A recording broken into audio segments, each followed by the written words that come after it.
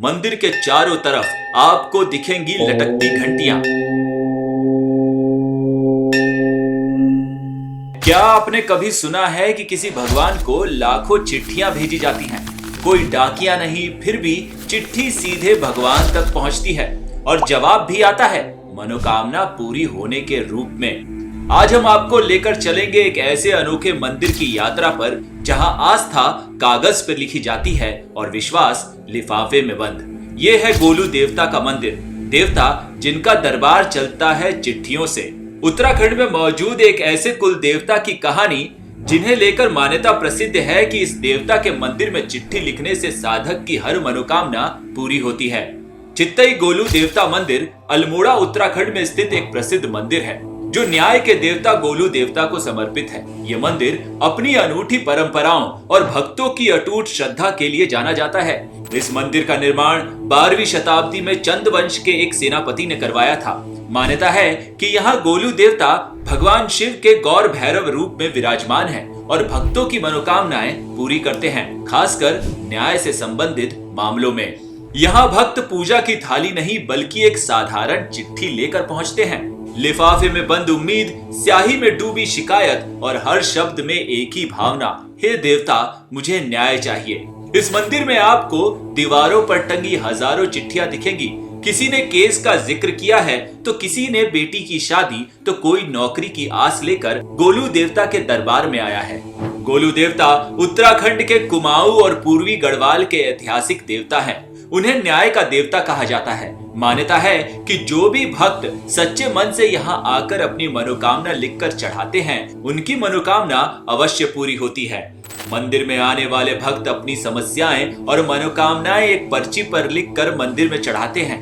मंदिर में हजारों की संख्या में घंटियां बंधी हैं। उन हर एक घंटी में एक चिट्ठी बांधी गई है। भक्त अपनी मनोकामना पूरी होने पर मंदिर में घंटी चढ़ाते हैं। मान्यता है कि घंटी की आवाज देवता तक पहुंचती है और भक्त की मनोकामना पूरी हो जाती है। मान्यता के अनुसार चंद वंश के एक सेनापति ने 12वीं शताब्दी में मंदिर का निर्माण करवाया था। न्याय के देव गोलू देवता को लेकर कई कथाएं प्रचलित हैं। उनमें से सबसे प्रसिद्ध है कि यहाँ पर कत्यूरी वंश के शासकों का 7वीं से 12वीं सदी तक राज था। कहानी अनुसार गोलू महाराज कत्यूरी वंश के राजा के पुत्र थे, जिनको राजा ने भैरव देवता को तपस्या से प्रसन्न कर प्राप्त किया था।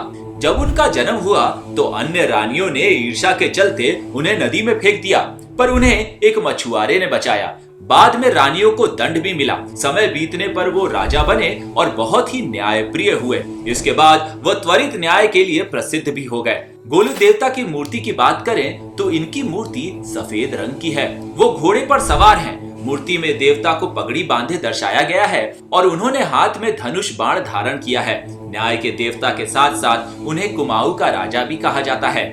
कई लोगों का मानना है कि गोलू देवता भगवान शिव और विष्णु दोनों के अवतार हैं, इसीलिए उनके मंदिर में भक्ति और न्याय का संगम है। चित्तई गोलू देवता के मंदिर में आने वाले लोग सिर्फ प्रार्थना नहीं करते बल्कि पूरा केस फाइल लेकर आते हैं। एफआईआर की कॉपी, कोर्ट के दस्तावेज, यहाँ तक कि वकील का नाम और केस नंबर भी।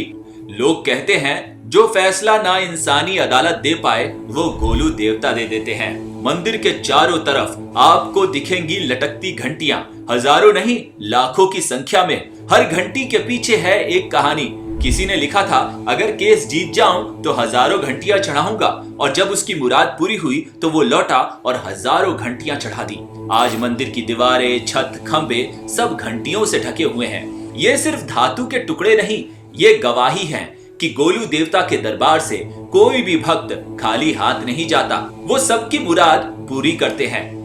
हिमाचल प्रदेश और उत्तराखंड के कई इलाकों में गोलू देवता के छोटे बड़े मंदिर हैं, लेकिन चित्तई गोलू देवता का मंदिर सबसे पवित्र और शक्तिशाली माना जाता है।